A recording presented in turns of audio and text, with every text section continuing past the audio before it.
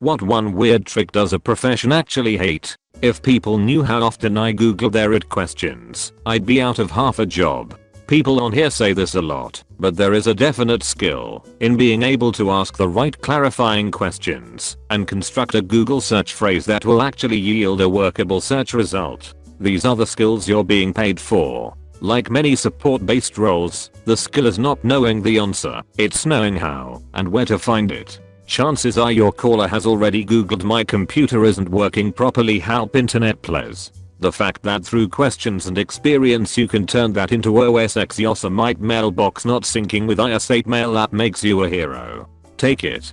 To summarize, don't sell yourself short. Not an IT guy and I could pull off that kind of phrasing. It gets difficult if it's a 30-page forum and I don't know where to begin looking, or I'm just lazy. Never mind guys, I fixed the problem. Tell us how you ducking fixed it, OMFG.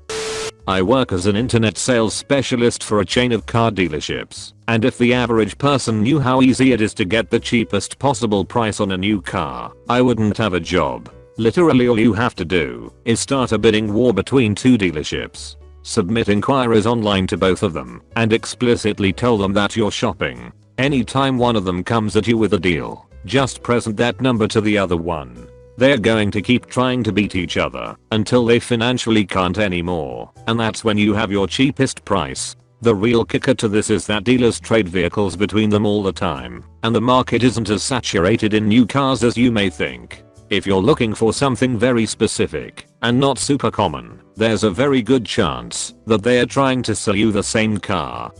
Ordering glasses from Zenni Optical online for $12 instead of paying $250. Yes, that price of $12 includes frames and lenses. Extreme couponing really does work. A lady came through my line today and had a preliminary total of $168.59. After I ran a handful of coupons, she got out of there with a total of -$0.16. That blew my ducking mind. Even though it was in my line, I could only smile and laugh at it. I wasn't even that excited when I used to watch that show on TLC back in 2008. We paid her to take merchandise off of our hands. My CSM didn't know what to do, so had to get up the asm to my line. After he verified I did everything correctly, he opened up the till and said give the lady $0.16. What kind of coupon? Rather than saying free, says the store will give you money to take. My sister used to do that stuff. She had spreadsheets and notebooks and shut. It got to the point that the assistant manager would temporarily open a line for her to check out, so she didn't clog up another line for 10 minutes. She bought a lot of things she didn't need because she needed them for another coupon to work. Frequently this would be shampoo and body wash. Since she didn't need it, she'd give it to me. I would just stick it in my closet or forget about it. One time I took stock. I had something like 15 bottles of Old Spice, 20 bottles of Irish Spring, and another 20 bottles of assorted brands. I ended up keeping 5 or 6 bottles for myself and taking the rest to a homeless shelter, cause who needs that much body wash? Hobos, that's who. I'm an ERRN. This is one trick many people use to get into a room ahead of other people. Tell them you have chest pain going down your left arm. We take that seriously and will bring you right back. The reason we hate this is more than the fact you are a douche that just cut the 95-year-old lady waiting for 4 hours with back pain. It's because you are going to get rushed in, have a CBC, BMP, troponin, EKG, fourth, chest x-ray and fourth. And when the doctor comes in and wants to talk about your chest pain that now has mysteriously disappeared, they will be confused as to why you now are concerned about the fact it burns when you pee after hooking up with that chick at a club the other night. This requires an entirely different set of tests than what we have just done. You are a duck. You will be ignored. We hate you. We will make fun of your burning duck. You will receive no creature comforts while there. You will not have your call light answered. We have ways of torturing those that knowingly do not follow the rules. Duck. Eating less and regular exercise is enough to lose weight in most cases. You don't even have to exercise, even though it doesn't hurt, of course. If you eat less calories than you use, you lose weight. if you only eat junk food until you reach that limit. However, it's not very healthy. At gas stations, at least in my state, they have to turn on the air for you to inflate your tires if you ask. No need to put quarters in the machine. The gas station attendants always make a sour face when I ask, so I assume they hate it. Mwah, free compressed air. A quarter for air. Well, I guess that's inflation for you. Airlines don't want you to know this rule. US based travelers can cancel or change their flights for free within 24 hours of booking. Before someone ducks themselves, I want to point out that this law only applies if it's also more than 7 days before your date of travel. And if you book through Expedia or Travelocity or some third party, this doesn't apply. Some, such as ducking Expedia, have a $200 cancellation policy, even if your flight costs less than $200 and you bought it 5 minutes ago. Moral of the story: use third-party sites to search for flights, but then book directly through the carrier.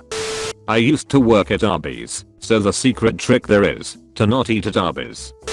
Gift cards don't expire in the state of California. If a gift card has a monetary value, that is a $50 Amazon gift card, then it legally can't expire. If it says that it has expired, when you try to use it, contact the retailer directly and inform them that you live in California. They will issue a replacement. It's almost invariably thinking you can do away with an entire profession by using one weird trick.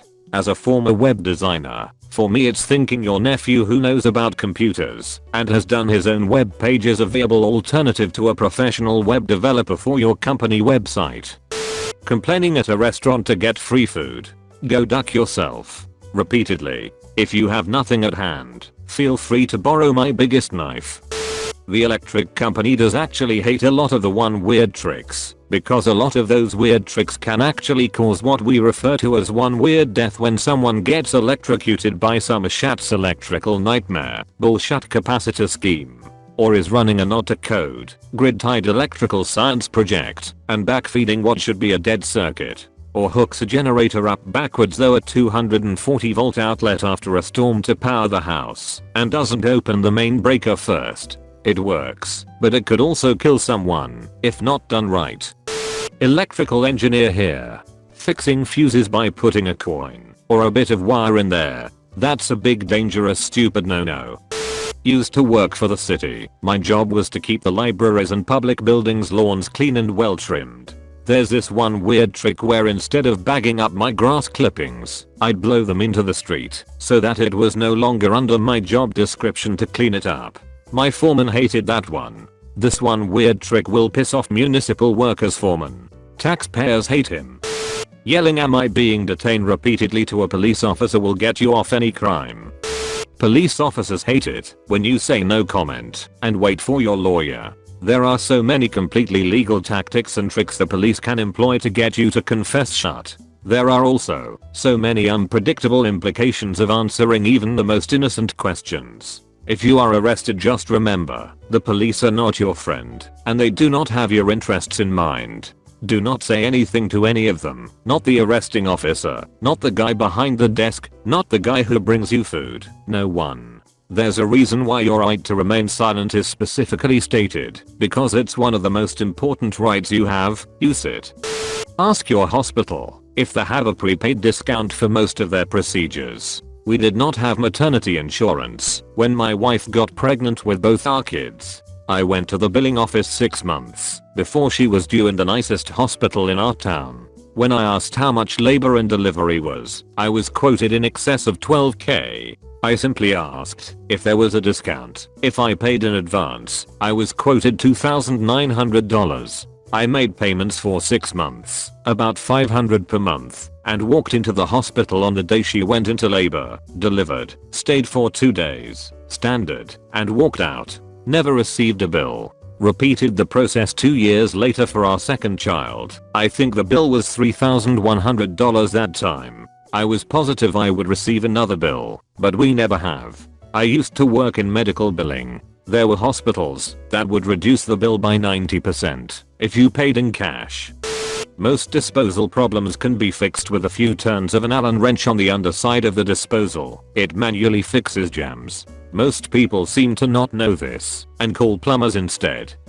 The 1040EZ IRS form. Tens of millions of Americans can use it. It takes about 5 minutes to fill out, and it's no harder than completing a library card application. The H&R Block, Jackson Hewitt, etc. mass market tax services would prefer that you be A. terrified of tax filing and believe it can only be done properly for you by paid professionals, and B. deluded into thinking an airplane load of money is going to drop on your house that only those professionals can find. Neither is the case. For most people there is no secret path to a giant surprise windfall refund. And if you get a huge refund you have screwed up your withholding rate and should stop lending the government so much money interest free in the course of the tax year. If you have a simple picture, like most people, file your form yourself. And if you are among the minority with a complicated tax picture, the last place you should go for help is a storefront operation in a mini mall. Get a reputable private CPA